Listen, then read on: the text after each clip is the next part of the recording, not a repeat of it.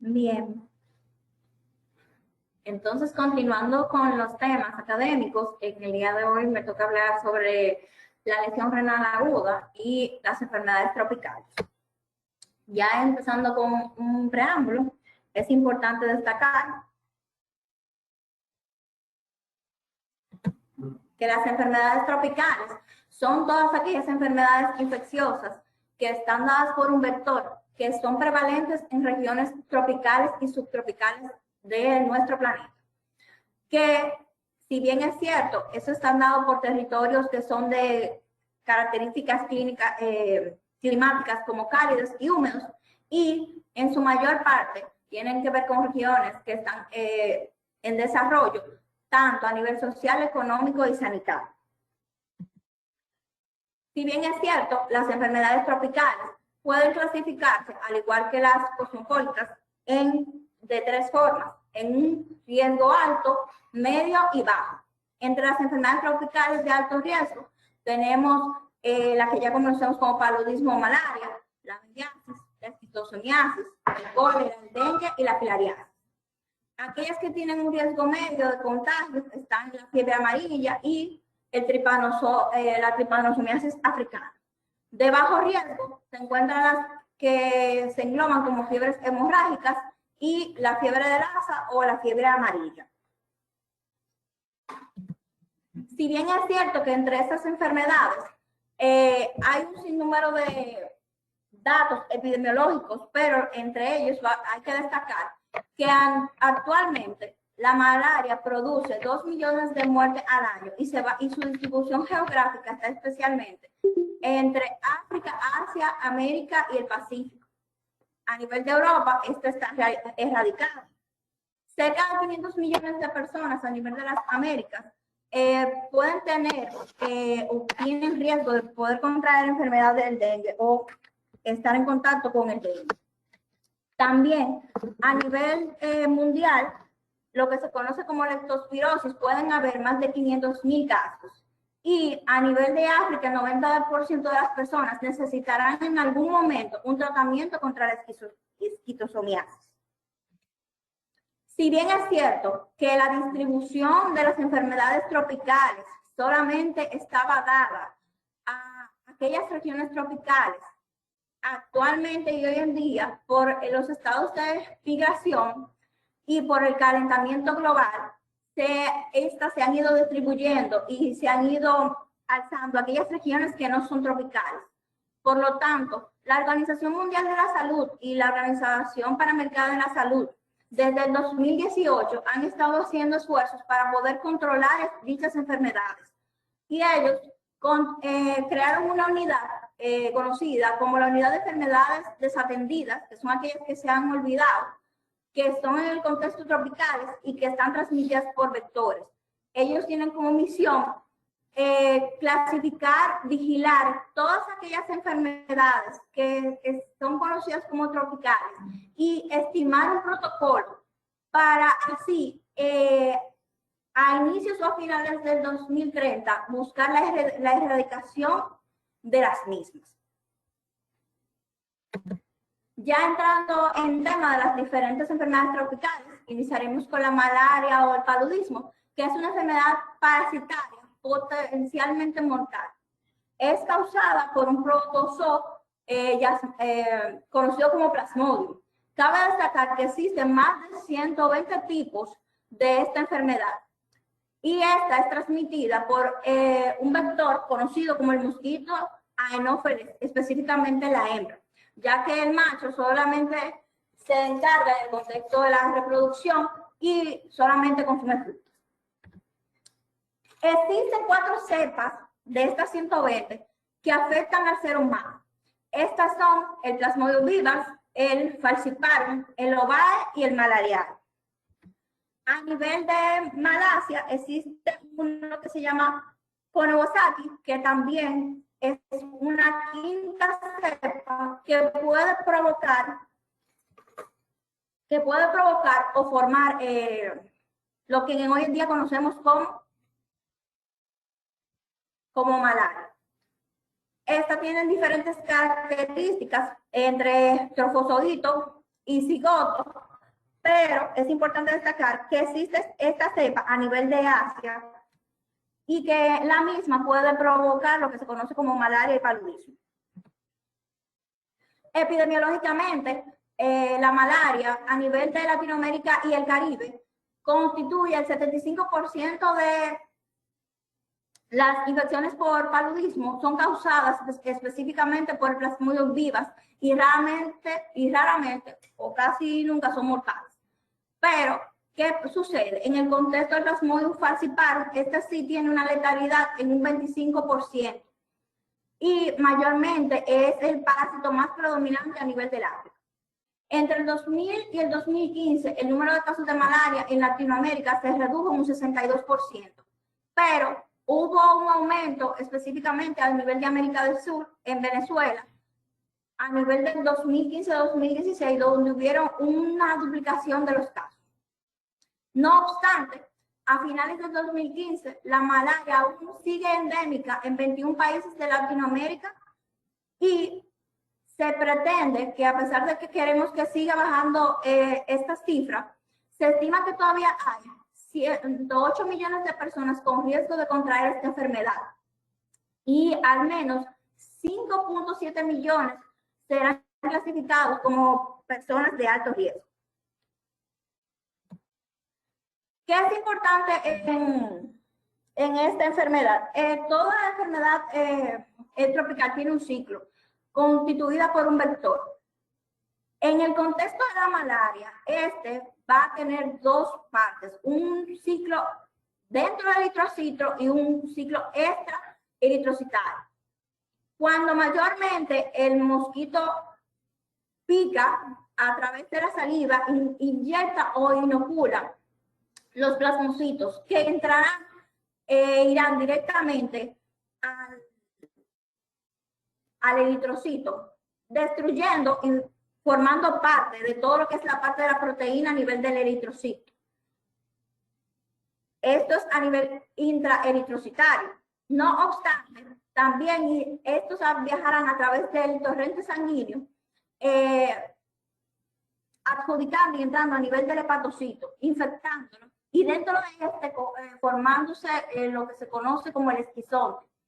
Y a su vez, estos formarán los merozoitos y luego de una formación complementaria se formará el esquizonte que formará y hará una ruptura de lo que era anteriormente la célula del hepatocito para seguir formando este círculo vicioso.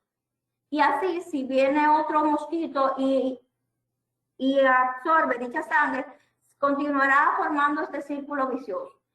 En el contexto de la malaria. No obstante, a nivel hepático, existe un tipo de etapa que se llama hipnocito, que se mantiene, como su nombre lo indica, en estado de letargia y no se activa hasta 2 o 3 meses. Por eso es importante, al momento del tratamiento, que más adelante veremos, erradicar esta parte.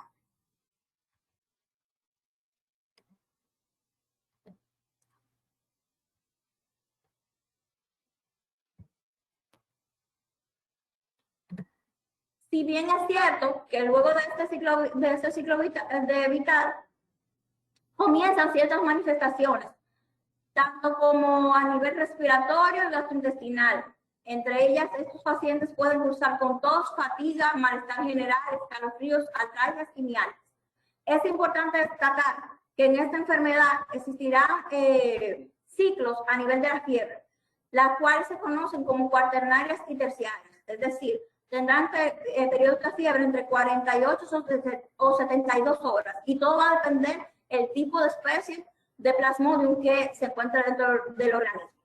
Estos pacientes pueden también estar cursando con anorexia y letargo, náusea y vómito, diarrea y también ictericia por la rotura permanente de los eritrocitos. Si bien es cierto, la malaria cursa con lo que se conoce como la lesión renal aguda y actualmente es una de las complicaciones más temidas del paludismo grave. Según la Organización Mundial de la Salud, la lesión renal aguda mayormente puede ser causada específicamente por el Plasmodium falciparum en menos de 1% de los casos, pero cuando esto ocurre, la tasa de mortalidad aumenta entre un 45 y un 50% de los pacientes, específicamente más en los adultos que en los niños. Y esta puede afectar específicamente a aquellos adultos que no están inmunizados. Se ha descrito que la aquis palúdica o nefritis palúdica se habló por primera vez en los años de 1930, específicamente en América del Sur, en la Guyana, cuando se dieron cuenta que existían ciertos pacientes que cursaban con malaria, empezaban a tener afectación renal y desde ese momento la tasa de mortalidad de los mismos aumentaba. También, como se puede observar, la lesión renal aguda se puede dar además del falciparum, pero puede también el vivax y el malaria provocar esta entidad. Cuando los pacientes con malaria cursan con lesión renal aguda, pueden contribuir en el contexto de los ingresos hospitalarios entre un 2 y un 39%. Estos pacientes van a cursar con proteinuria leve, hiperazoemia grave, acidosis metabólica. Puede ser que estos pacientes estén en el contexto de una lesión renal aguda oligúrica o no oligúrica y al final pueden cursar con disfunción multiorgánica. ¿Qué sucede? Que la lesión renal aguda suele observarse en la primera semana de la aparición de esta entidad y mayormente de entre el 50 y el 75% suele ser no oligúrica. En la patogenia, ¿por qué es importante saber en el contexto del ciclo vital del Plasmodium?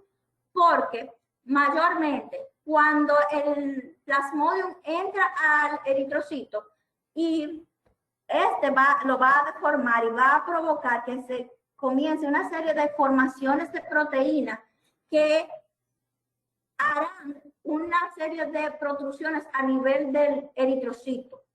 Al momento de pasar por las venas y los capilares glomerulares, estos eritrocitos deformados que tienen adhesina se adherirán a los capilares glomerulares y provocarán una obstrucción mecánica, lo que a su vez va a provocar una lesión glomerular por mecanismos inmunes, por las citotoxinas también que prevalece. Y a su vez provocará necrosis tubular aguda secundaria a shock y toxicidad tubular, específicamente por la hemoglobina libre que se encuentra luego de la ruptura de estos eritrocitos. Como se puede observar en este esquema,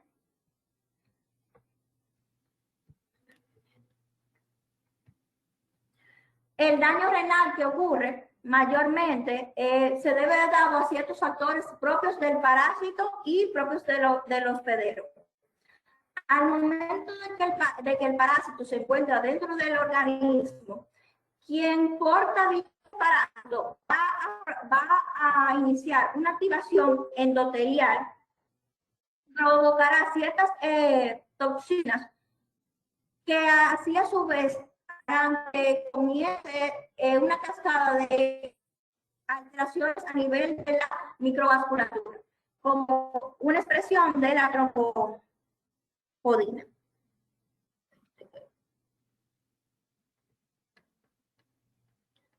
No obstante, cuando comienzan todas estas alteraciones patológicas, se pueden ver a nivel sistémico hipovolemia, hipoxemia, hemólisis e hiperbilirubinemia.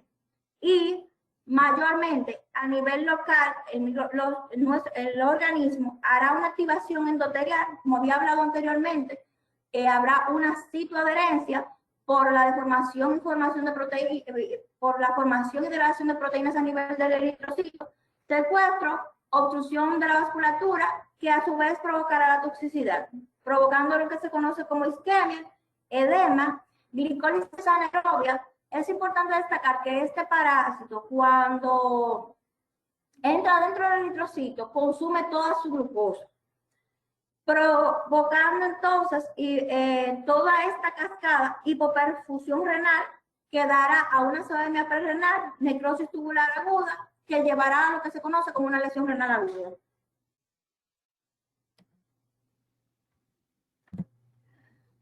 Se ha demostrado en diferentes estudios que al momento de hacerle biopsia a estos pacientes, se ha encontrado que hasta en un 75% puede haber necrosis tubular aguda o glomerulopatías proliferativas leves.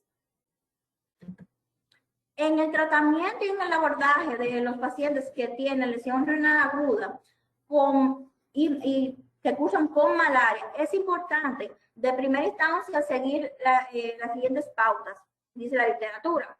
De primera instancia, estos pacientes deben de ser manejados en una unidad de cuidados intensivos. A la administración de los antipalúdicos apropiados, como la quinina, el artesunato, mayormente a nivel parenteral. Todo paciente que está diagnosticado debe de recibir una terapia gametocida, como tetraciclina o primetamida. Es muy importante la hidratación en estos pacientes y se puede utilizar bicarbonato de sodio para así alcalinizar la orina hasta mantener un pH por encima de 7. Se ha descrito que como es una enfermedad tan letal en el contexto de aquellos que cursan con lesión renal aguda, es importante iniciar el tratamiento sustitutivo renal. En contexto, porque se ha demostrado que cuando se inicia de manera temprana en el contexto de estos pacientes, la mortalidad disminuye y aumenta el riesgo de sobrevida de estos pacientes. Se ha descrito también en muchos pacientes que se puede utilizar la diálisis peritoneal, aunque no es muy recomendable porque como hay una alteración a nivel de las diferentes microvasculaturas, puede ser que esta no tenga el efecto tan deseado. También es importante en estos pacientes, además de en el contexto de hidratación endovenosa, utilizar nuestros 5%, porque estos pacientes suelen cursar con niveles de hipoglicemia, por lo que había descrito anteriormente de que este parásito suele consumir la glucosa. También es importante utilizar la infusión de albúmina para expansión de volumen plasmático, para así también reducir la mortalidad. Otro de las enfermedades tropicales que es importante destacar está el dengue. El dengue es una enfermedad viral, mayormente transmitida también por un artrópodo, específicamente su vector es el mosquito Aedes aegypti. Como toda enfermedad tropical, esta tiene una incidencia global y va aumentando a través de las décadas. Se estima entre un 40 o un 50% de la población mundial tiene riesgo de contraer esta enfermedad tropical. Si bien es cierto, en el contexto de la prevalencia, la mitad de la población mundial vive en áreas con un alto riesgo de padecer dengue y se estima que entre 50 y 100 millones de casos al año. Es importante que en las Américas se ha descrito que en las últimas décadas han pasado de 1.5 millones de casos acumulados desde la era de los 80 hasta 16 millones entre la década del 2010 y el 2019. En el 2013 fue el año epidemiológico más importante para el dengue porque se registró por primera vez 2 millones de casos con una incidencia de 430,000 por cada 100,000 habitantes. Y también hubo un gran aumento de dengue grave de 37,662 casos y muertes por esta misma enfermedad de 1,280.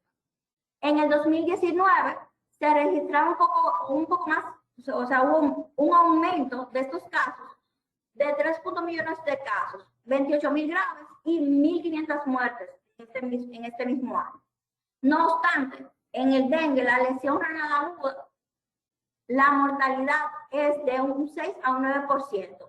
Y mayormente cuando el paciente cursa con esta, se da como un factor predictor de muerte. Es importante destacar que en la región de las Américas en la semana 22 del contexto epidemiológico, en el 2021 se registraron un total de 728,000 casos, que representa una disminución de un 58% en comparación con el año 2020.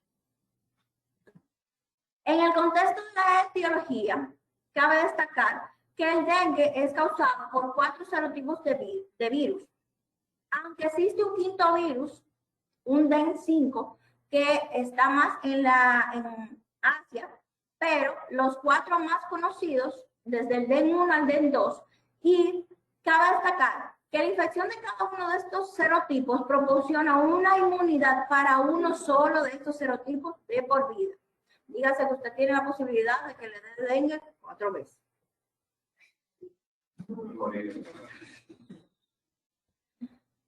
Es importante destacar el ciclo de vida en el contexto del dengue, porque este mayormente está compuesto por lo que se conoce como huevo, larva, pupa y adulto. Igual que en la malaria, al momento de infiltrar por la saliva, llevará la larva que irá directamente al torrente sanguíneo y provocará a nivel de la célula una infiltración de dicho arbovirus, Por lo tanto, existen manifestaciones clínicas de dengue sin signos de alarma, con dengue con signos de alarma y dengue grave. Y en el contexto de estos pacientes y las manifestaciones clínicas, hay 3 etapas bastante importantes, como son el estadio febril, la fase crítica y la fase de recuperación, que ya dependiendo de cómo se vaya comportando estos pacientes, pueden causar desde dolor retroocular, cefalea, náuseas, vómitos, hasta usar con dengue con signo de alarma como dolor abdominal, vómitos incoercibles, y llegando a un dengue grave en el contexto de extravasación de líquidos y hemorragias.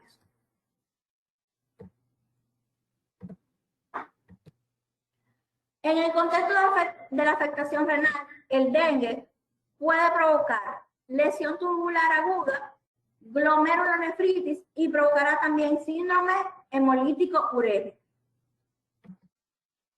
El dengue y la lesión renal aguda, como habíamos expresado anteriormente, tiene una prevalencia de infección bastante variada, desde 0.3% hasta un 15%. Se han hecho estudios específicamente en Tailandia, donde notificaron 51 muertes entre 6.154 casos por dengue hemorrágico.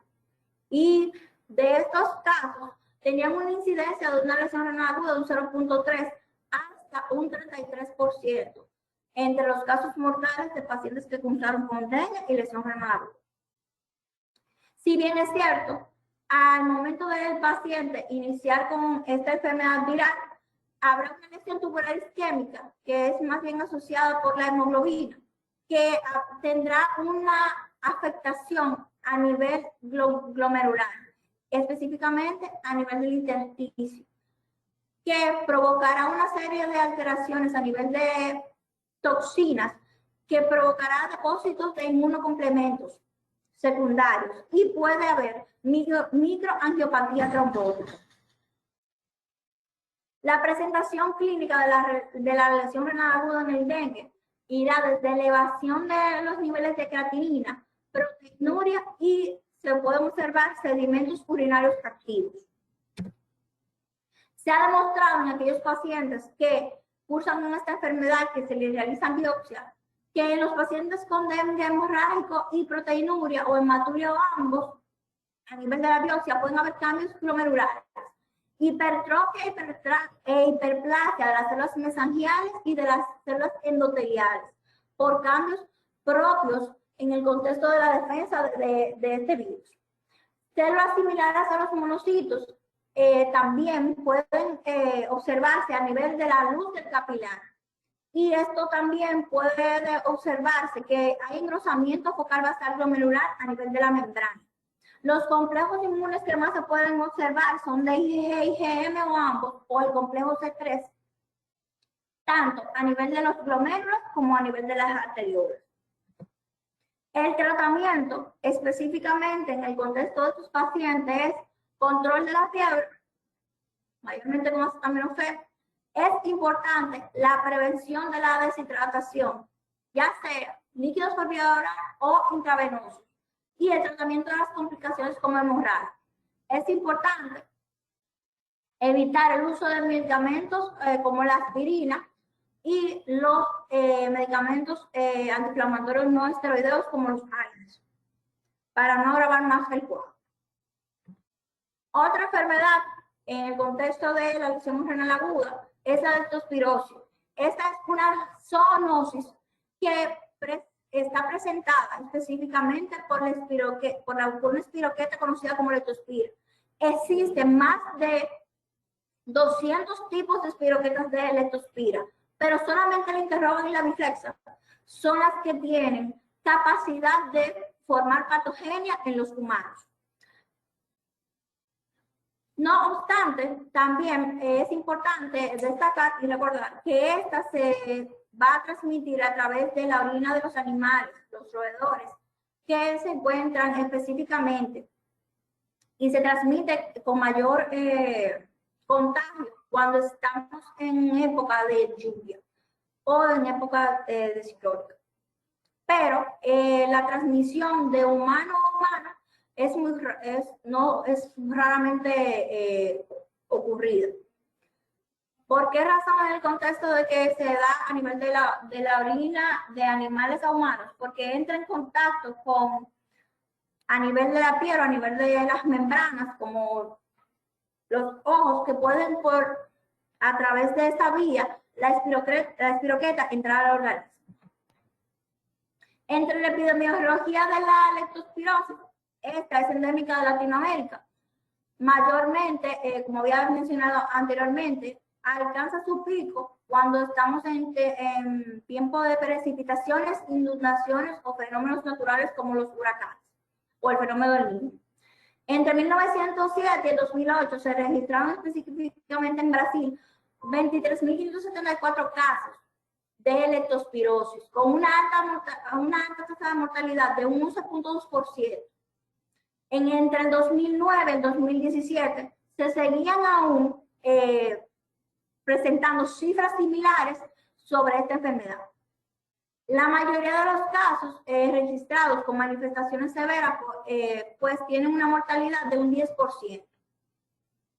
Y no se conoce precisamente el número de casos humanos debido al subdiagnóstico o diagnóstico erróneo. Como se puede observar en la imagen, específicamente la transmisión de la leptospira se da por mamíferos, roedores, ratas, ratones, a través de la orina, y mayormente se da en las personas o en los humanos que tienen mayor riesgo, como los agricultores, aquellos que nadan o pescan en ciertos lugares donde estos mamíferos depletan o orinan. La lesión renal aguda y la leptospirosis, en el contexto de epidemiología, se han registrado que entre el 44 y el 67% de los pacientes pueden manifestarse como una lesión renal aguda, y es una enfermedad grave que mayormente va a cursar con no olíurica, va a haber hipopotasemia y en su defecto concluirá con una disfunción multiorgánica. Al momento de hablar de las características histológicas de estos a nivel de riñón, se puede observar unos riñones edematosos, que específicamente la leptospira provocará edema intersticial e infiltración de las células mononucleares y de los eosinófilos.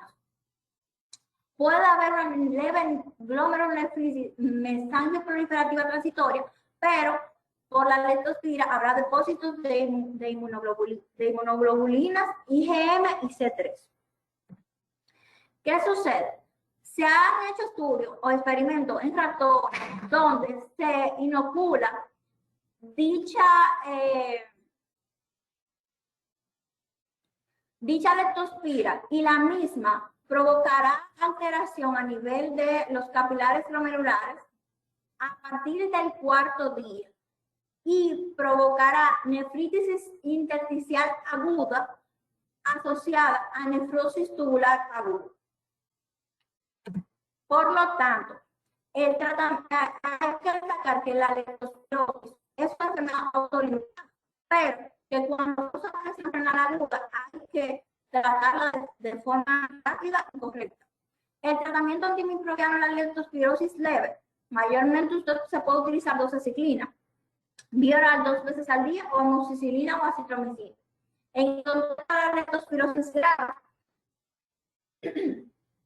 se puede utilizar la penicilina 1500 cada 6 horas, o ceftriaxona 1 gramo una vez al día, o cefotaxima 1 gramo cada 6 horas, específicamente por 7 días.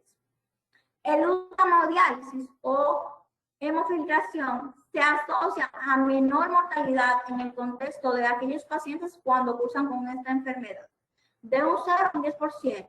Y cuando esta se inicia, su tiempo de recuperación es más corto, de 8 a 16, frente a los 16 días en que puede cursar esta enfermedad.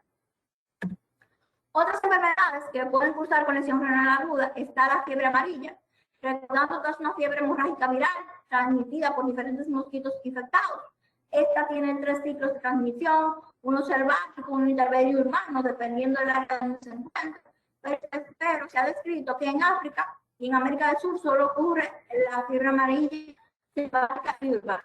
En Brasil, en el 2016, se notificaron 1.368 casos confirmados y que tiene una tasa de letalidad de un 3% de aquellos casos confirmados y de un 11% de los casos sospechosos.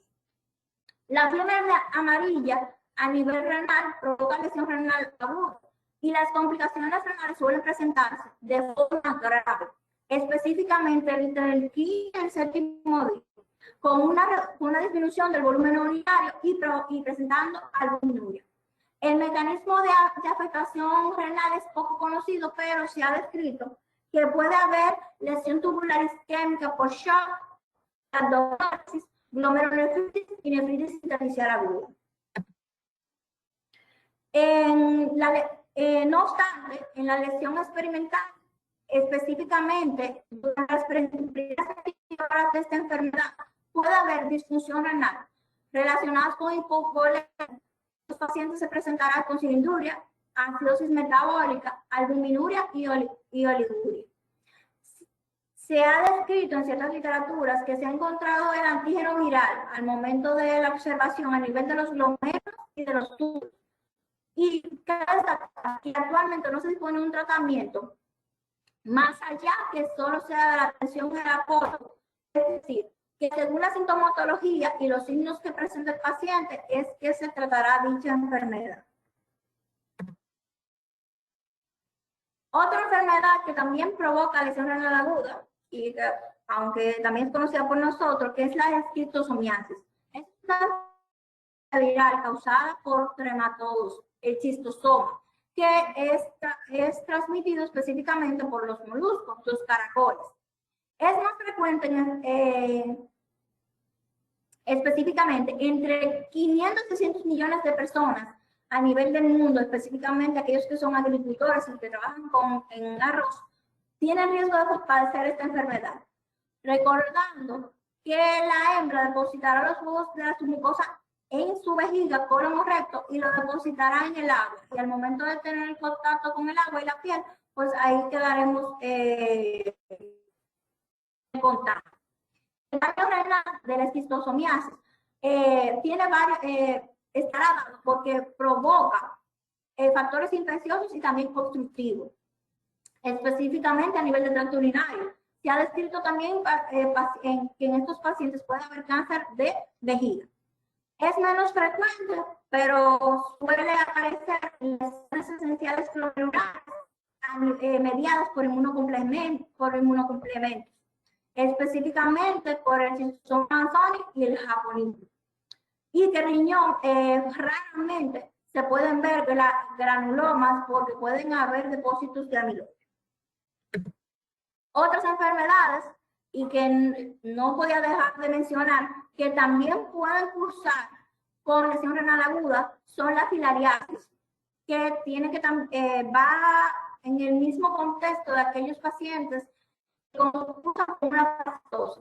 Y en el contexto está descrito que el cólera provoca, puede cursar con lesión renal aguda.